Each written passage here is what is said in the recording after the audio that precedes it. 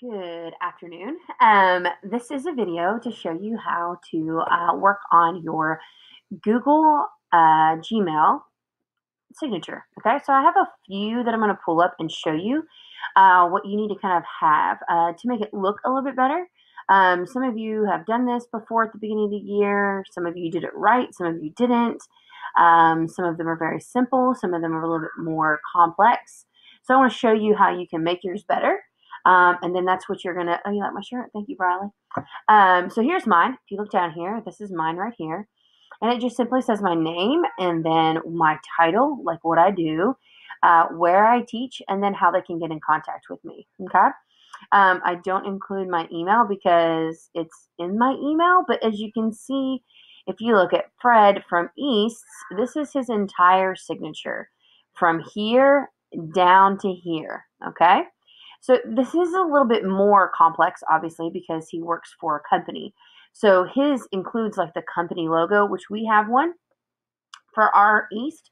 And in fact, it says East Initiative at McCrory High School under it. So if you're interested in including that in your signature, you can reach out to me and I can definitely give that to you. But as you see, it says like his name, here's his title, right? There's like mine had my title. And then it gives ways of contacting him, okay? He gives his, like this would be East office number. This would be his cell number.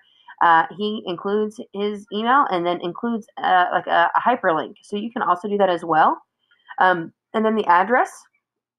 And then you can even include the website if you want to, like a website that would go to our McCrory East page that Layla has made. But I don't think we have, like, I'm not sure if she's completely finished with it, but just some things that you could, basically a signature is a way to say, hey, this is who I am, this is where I'm from, this is what I do, and this is how you can get in contact with me, okay? So that's what you maybe want to do. And then he is a level 2 certified Google educator. So sometimes people will have like, Google gives you these, Apple, I was an Apple teacher at one time. And so I got like a little icon, I could include it in my signature. Just kind of gives you some things. I wanted to show you, here's a one, there we go. This is another East facilitator. You can see that this is hers right here, her name, where she teaches, what she is, give some contact information, 2 phone numbers, the address, okay? Here's another grown-up. This is Miss Bullington, our extension agent, our county extension agent, and this is hers, right? So she also has, as you can see here, the U of A. So you can get creative if you have, like if you wanted to use like our East thing, you can. You can include phone numbers, the address, that kind of thing. So I was going to show you a student's, where's Callie's? Here we go. Here is actually, this is a lady that wrote, she was writing too, but if you look at Callie's, you can see Callie's here, right? She has her name.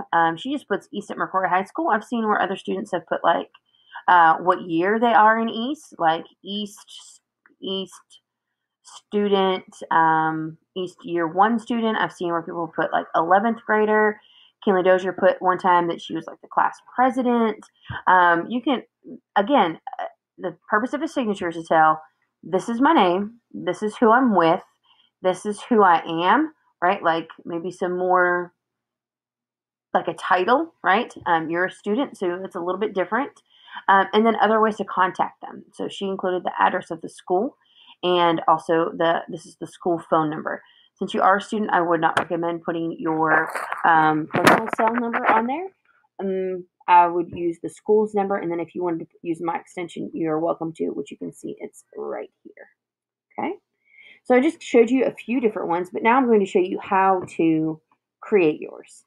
So you're going to go up here. If you look, here's where it says settings, and so you're going to click on it. I'm going to have to move this little video. Excuse me. Okay. Click on settings, and you're going to go to settings. Okay, underneath settings. And it's going to pull you up, give it just a second, to this huge screen, right? It gives you a whole lot of things that you can do, and there's a lot of things that you can do in here. And I want you to go down to where it says this right here, okay? My picture and signature. I would like you, and it is on the assignment, for you to upload a picture. I want it to be something that is similar to this, okay? Some of you have other people's photos. Some of you have like maybe The Simpsons. Some of you have yourself and you're like, yeah. Make it a little bit more professional. Most of the time when you're emailing for my class, it's not between student to student. You're presenting yourself to the world, okay? Whether that's to a client, to someone else at East, to another East class. I really would like them to see a more professional side of you. I'm not saying that you need to wear a suit and tie for your photo. You can do a selfie. It should not have, glasses or fake freckles or the stars or this big fat red wig and a beard. Stay away from some filters, but I also understand that I'm pretty sure that I took this on Snapchat with a filter that just like made my complexion look a little bit better. Um, and I'm fine with that, but make sure that it's of your face. I've seen some where it's like like a husband and wife. Really, truly, you should have just a picture of you. Okay, so that is part of your assignment as well in this one. So this is where you would put your picture. Okay. In fact, I can see where, like, if you look over here, this is Miss Norton's. It's actually a picture of Eli with a fish. Okay. And then this is Amy Bell. She works from East. And if you can see, I don't know why it's not pulling up her picture, but it's a black and white photo of her. And it's a fun photo. It's not something that looks super professional. So something that you feel confident about because it is going to be linked. Like when you get on, you should be able to see it in multiple places. But you do need to upload it here. Okay. Yes. And you should see it when you're done. You should see it here. Not this one. This one shows me that I'm logged into Chrome, and then that photo is also being used for my Chrome account and my Google account. But this is for my email account. Like if you look, it says right underneath Heather Height, and then it gives the email address. That's where you need that picture showing up. If it's not showing up there, you might not have uploaded it correctly here. Okay, so you're gonna put a photo in, and you simply, I don't know how you do it to tell you the truth because I already have one in, so I've already added one. Change her picture. Okay. Open up Gmail, top right, settings, about me. Okay.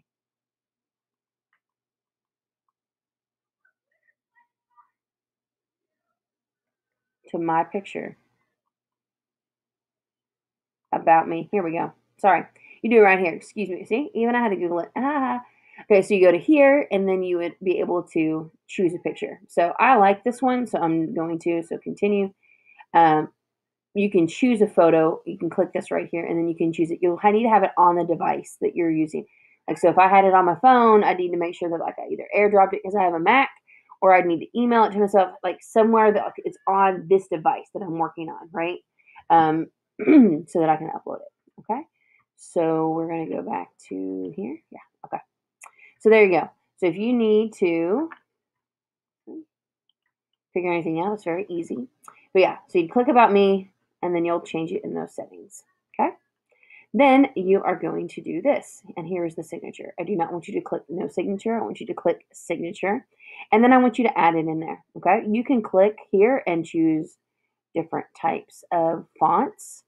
If you want a different font and you want to see if you can upload one, then by all means Google it and figure it out. And figure out if you can do that. Because I don't know. And I don't really, it doesn't bother me that I'm using this one because I like it. And then this allows you to, you can change the color.